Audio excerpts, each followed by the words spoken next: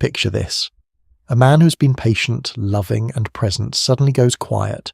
No dramatic argument, no final ultimatum. He just stops. And within weeks, he's completely unreachable. Not angry, not bitter, just gone. And the people left behind are standing there asking the same confused question. How did he just move on like that?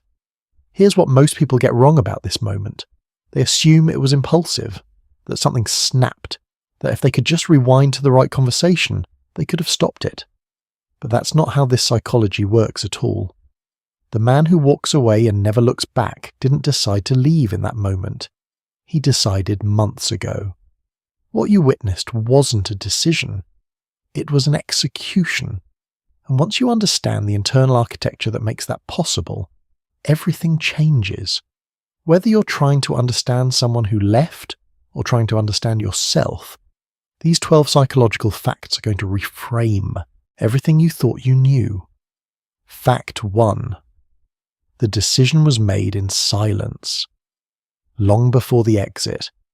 Most people believe leaving happens in a flash, a big fight, a betrayal, a breaking point you can point to on a timeline.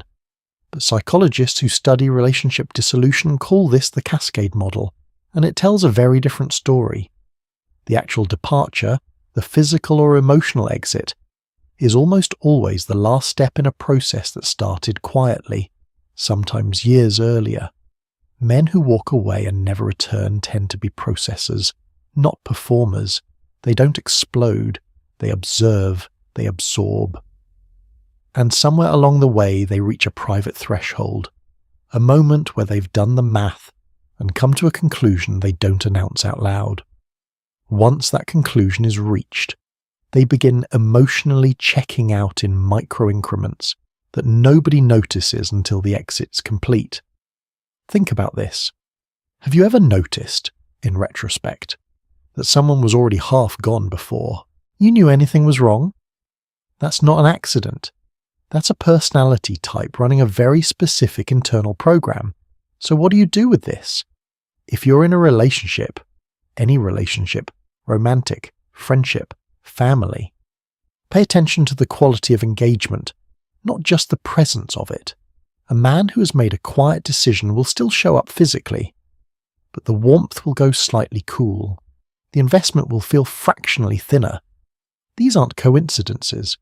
These are signals, and catching them early is the only real window you have. Fact 2. They have an unusually high tolerance for discomfort, until they don't. Here's a counterintuitive truth. The men who leave cleanest, who detach most completely, are often the ones who tolerated the most before leaving. This isn't weakness masquerading as strength. It's actually the opposite. Psychologists talk about something called distress tolerance, the capacity to sit with emotional pain without being forced to act. Immediately, men with high distress tolerance don't react to every slight. They don't issue warnings or stage confrontations over each grievance. They absorb, adapt, and continue. This makes them look endlessly patient. And for a long time, they are. But here's where it gets interesting. That same capacity that allowed them to stay through years of difficulty also allows them to leave without chaos. When the tolerance finally runs out, when the internal ledger tips past a point they've privately calculated, they don't need a dramatic exit. They've been practicing detachment in small doses for months. The final departure is almost anticlimactic for them because the emotional departure happened so much earlier. Imagine a man named Marcus. He's been in a friendship for 8 years.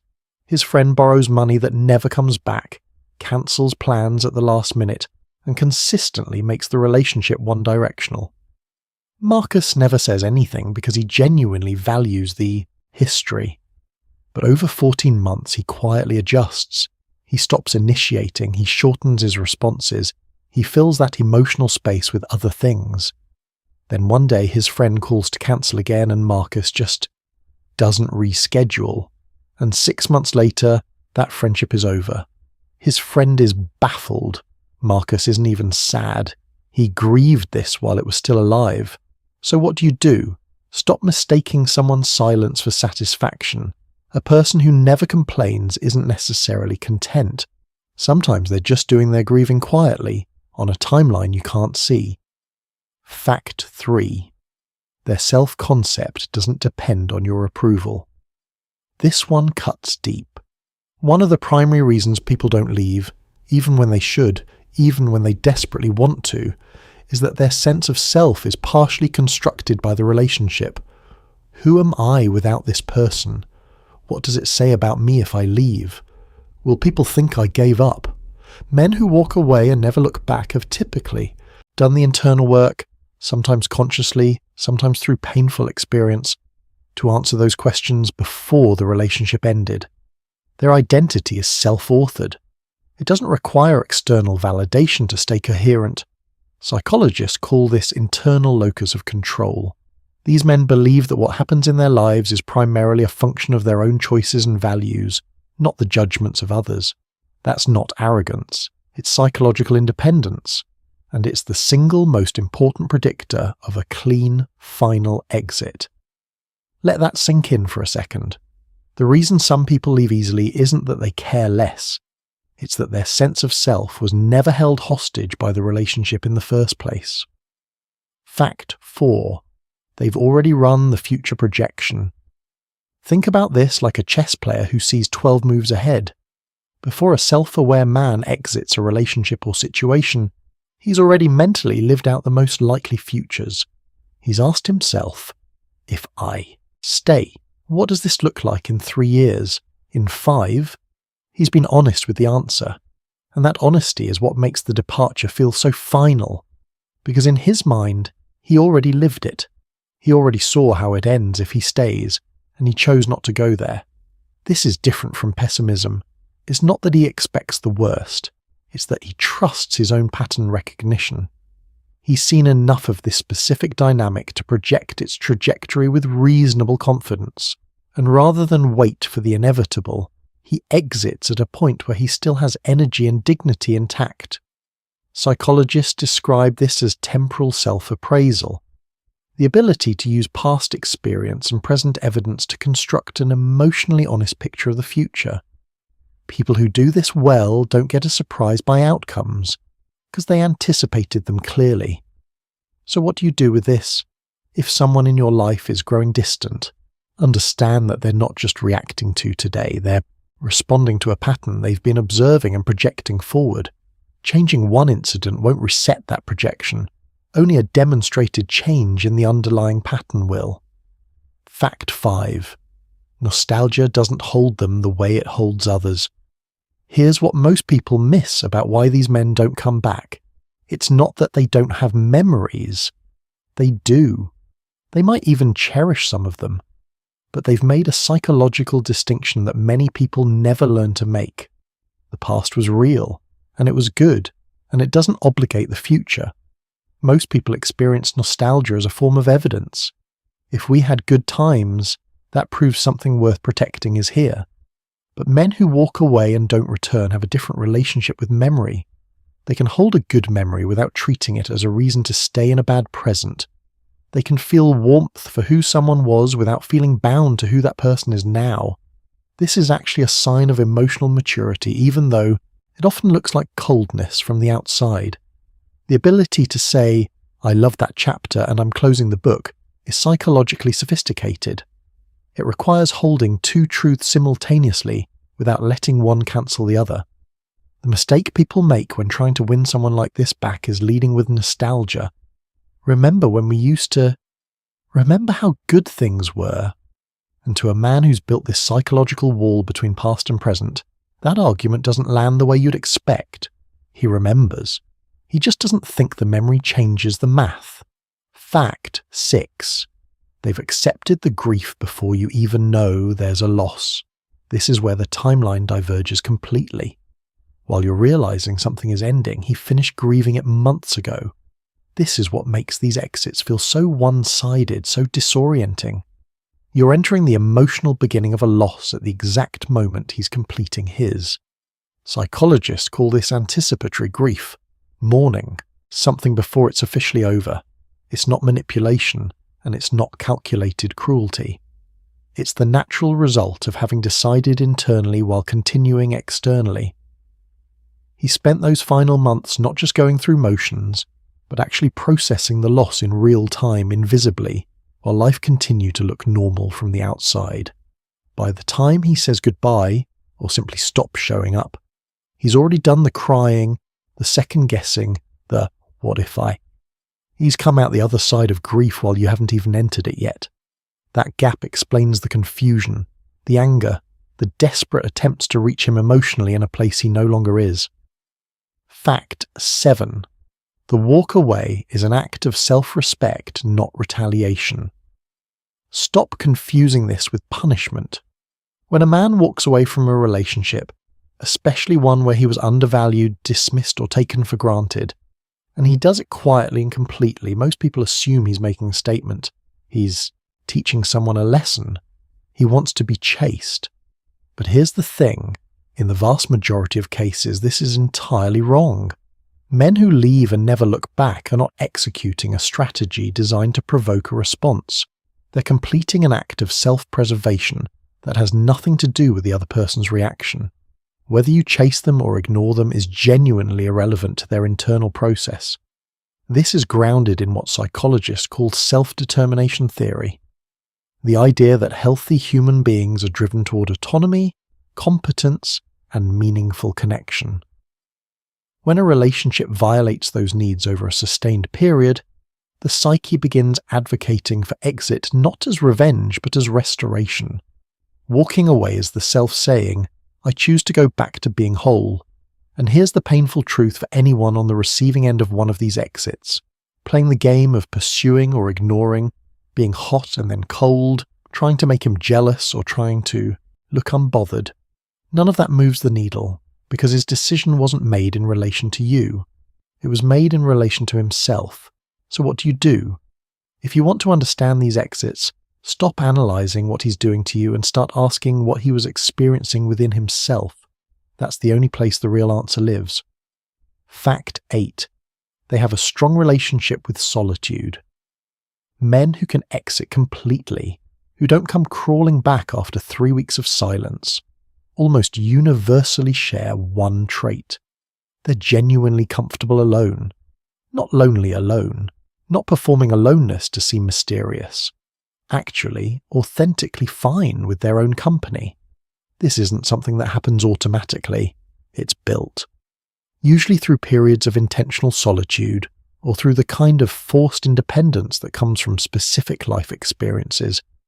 Moving away from family young, going through a significant loss, or simply spending years doing difficult internal work. Here's where it gets interesting from a psychological standpoint. Research in attachment theory consistently shows that people with a secure attachment style, as opposed to anxious or avoidant, can tolerate endings with more equanimity. They don't need constant reassurance. They don't catastrophize the loss of connection because they know, at a deep level, that they are fundamentally okay on their own. This isn't avoidance, it's actual security, and you can see the difference. Avoidant men go cold as a defense mechanism. Securely independent men go quiet as an expression of peace. One is armor, the other is acceptance. Fact 9. Their boundaries were real, not performative. How many times have you heard someone say, I have boundaries, and then watch them violate those same boundaries 3 days later, when the right amount of pressure was applied? Most people's stated limits are aspirational, not operational. They describe who the person wishes they were, not how they actually behave under pressure. Men who walk and don't come back have operational limits. When they say, I won't tolerate this, they mean it. Not because they're rigid or incapable of compromise, but because they've done the work to know which values are non-negotiable for them, and they've practiced honouring those values even when it's uncomfortable to do so. This is actually a learnable skill. Psychologists who study boundary setting consistently find that the people who maintain limits most effectively aren't the ones who feel the least emotional pressure. They feel the same pull everyone else feels. They've just trained themselves to distinguish between pressure that's informative and pressure that's manipulative, and they've decided in advance which category triggers which response. Think about what it would change in your own life if your stated limits were actually what governed your behavior. Fact 10. The never look back part is about energy management, not indifference people. Often misread the no contact, the lack of checking up, the total absence of surveillance of the other person's social media as evidence that the man didn't care. Let me reframe this completely. It's actually evidence that he cares deeply about himself. Checking up on an ex, monitoring someone's Instagram, reaching out just to say hi, asking mutual friends how they're doing. These all require keeping a portion of your emotional bandwidth allocated to a situation that is, by your own decision, closed. The man who never looks back isn't heartless. He's practicing what psychologist and author Dr. Henry Cloud calls the discipline of the closed door. When he decides a chapter is finished, he stops spending energy on it. Not because it didn't matter, but because pouring energy into closed rooms doesn't serve the life he's choosing to build. This is a form of emotional intelligence that gets completely misread. The man who posts cryptic music lyrics 3 weeks after a breakup and orbits his ex's social media for months hasn't taken it harder. He's actually doing less healing, not more. He's keeping the wound open with continuous exposure while telling himself he's just checking in. The man who never looks back is cauterizing. It looks brutal, but it heals cleaner. Fact. 11. They've usually been through at least one defining loss that rewired their relationship with impermanence. This isn't always visible from the outside, but if you were able to sit with most men who walk away with complete finality and ask them about their history, you'd find a defining moment. A relationship that ended badly while they stayed too long. A family dynamic that taught them that waiting for someone to change is a form of self-destruction. A loss that forced them, earlier than most people, to make peace with the fact that nothing lasts, and that attachment to permanence is what creates suffering, not the endings themselves. This is Buddhist psychology meeting Western psychology. Self-development, essentially. And it's not morbid. It's the opposite. It's deeply clarifying. When a man has truly metabolized the reality of impermanence, he stops spending his life trying to make permanent things that were never meant to be. He appreciates what's present without white-knuckling it into staying forever. This rewiring usually comes through pain, not philosophy books. But however it arrives, it produces a person who relates to relationships, all of them, not just romantic ones, as seasons rather than permanent fixtures, and that reframe changes everything about how he enters, participates in, and exits the chapters of his life. Fact 12. The walk away is usually the most honest thing they've ever done in that relationship. Here's the one that might sting the most. For men who walk away finally and completely, the exit is rarely about giving up. It's about honesty. About finally honouring what they knew to be true for a long time but kept quiet out of loyalty, history, or hope. Everything that came before the walk away, the tolerating, the adjusting, the shrinking, the hoping, that was the performance. That was the accommodating self playing a role he'd outgrown. The walk away is the moment he stopped performing and chose authenticity instead. Psychologist Carl Rogers talked about the fully functioning person as someone who lives in congruence, where their internal experience and their external behaviour match. For a long time, the man who eventually walks away was not living in congruence. He stayed when he knew he should go. He smiled when he was eroding. He tried when he had already concluded. The walk away is congruence. It's the internal finally matching the external. And there's a reason it sticks, because it was built on truth. Here's what ties all 12 of these facts together into a single coherent truth. The men who leave and never come back are not emotionally unavailable. They're not damaged. They're not afraid of commitment. They are in many cases the most self-aware people in the room. They've done internal work, some consciously, some through the school of hard experience, that most people spend their entire lives avoiding. And whether you're trying to understand why someone left your life, or trying to understand what this pattern means in yourself, The question worth sitting with isn't, how do I get him back? Or even, how do I become more like this? The question is, what are you staying in that you've already quietly decided to leave? Because the most important application of everything in this video isn't about someone else's exit. It's about your own honesty. It's about the situations in your life where you've run the projection, done the internal grief, acknowledged the truth, and you're still performing, still showing up physically while you've been emotionally gone for months. That gap between what you know and what you're doing is where most human suffering lives. The men who walk away and never look back didn't find a shortcut. They just stopped pretending the gap wasn't there. And when you stop pretending, everything gets simpler, not easier necessarily, but cleaner. And clean, in the end, is what actually heals.